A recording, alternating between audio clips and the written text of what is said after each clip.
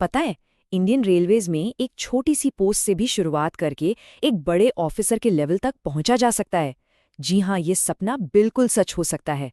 आज हम यही समझेंगे कि आखिर ये होता कैसे है। तो सबसे बड़ा सवाल यही उठता है कि क्या वाकई ये पॉसिबल है कि कोई ग्रुप डी जैसी एक एंट्री लेवल पोस्ट से अपना करियर शुरू करे और एक ऑफिसर बन जाए। ये सवाल हर उस इंसान के मन में होता है जो रेलवे में अपना भविष्य देखता है। और अच्छी खबर ये है कि जवाब है हाँ, ये बिल्कुल संभव है। लेकिन कैसे? आखिर वो कौन से रास्ते हैं जो एक कर्मचारी को बिल्कुल टॉप तक ले जाते हैं? चलिए आज इसी राज से पर्दा उठाते हैं।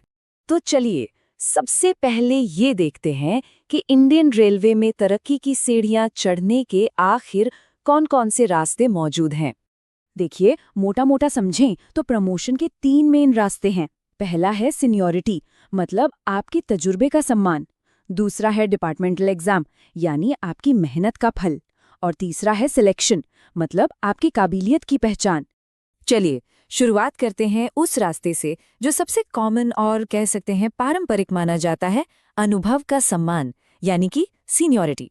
तो सीनियरिटी का मतलब क्या है? इसका बिल्कुल सीधा सा मतलब है, जो पहले आया वो पहले पाएगा। यानी जिस कर्मचारी ने डिपार्टमेंट में ज्यादा साल सर्विस दी है, प्रमोशन की बारी आने पर उसे प्रायोरिटी मिलती है।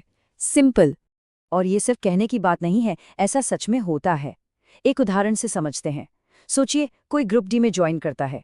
कुछ साल की सर्विस के बाद वो अपने अनुभव के आधार पर एक टेक्नीशियन या क्लर्क की पोस्ट तक पहुंच जाता है। लेकिन हाँ, एक चीज है, इस रास्ते पर ना सब्र की बहुत जरूरत पड़ती है।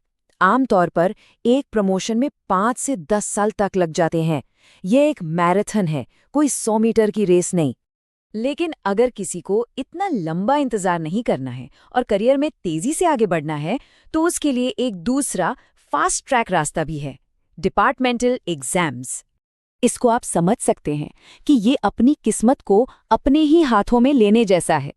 इसमें क्या होता है कि कर्मचारी अपने ही डिपार्टमेंट के अंदर होने वाली परीक्षा पास करके अपनी मेहनत के दम पर तरक्की की रफ्तार तय कर सकता है। और सोचिए जरा, इस रास्ते से कितनी ऊंची छलांग लगाई जा सकती है। एक असिस्टेंट लोको पायलट परीक्षा पास करके सीधे लोको पायलट बन सकता है। यहाँ तक कि स्टेशन मास्टर या इंस्पेक्टर जैसे बड़े पदों तक भी पहुंचा जा सकता है। अब बात करते हैं तीसरे और आखिरी रास्ते की, जहां आपके काम को ही आपका इनाम बनाया जाता है। ये है सिलेक्शन आधारित प्रमोशन।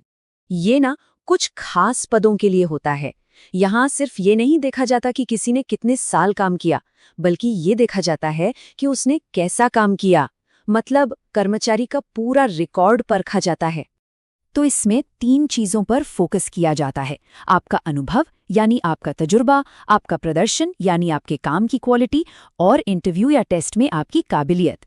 इन तीनों चीजों को मिलाकर ही फैसला होता है। तो ठीक है, रास्ते तो हमने जान लिए, लेकिन मंजिल पर पहुंचकर मिलता क्या है? चलिए अब जरा तरक्की के फायदों पर भी एक नजर डाल लेते हैं।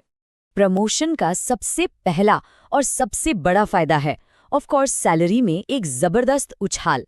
इस उदाहरण को देखिए, एक प्रमोशन के बाद सैलरी लगभग 2 गुनी हो रही है, 35,000 से सीधे 60,000 से भी ज्यादा। लेकिन बात सिर्फ पैसों की नहीं है। बड़े पद के साथ बड़ी जिम्मेदारी तो आती है, पर बेहतर सुविधाएं भी मिलती हैं, जैसे अलाउंस बढ़ जाते हैं, ट्रैवल बेनिफिट्स मिलते हैं, और हाँ, समाज में एक अलग ही स्टेटस और सम्मान मिलता है। चलिए एक कर्मचारी की पूरी यात्रा को देखते हैं। मान लीजिए कोई ग्रुप डी से शुरू करता है, फिर अपनी मेहनत से टेक्नीशियन बनता है, फिर सीनियर टेक्नीशियन, और आगे बढ़ते बढ़ते जूनियर इंजीनियर के पद तक पहुंच जाता है।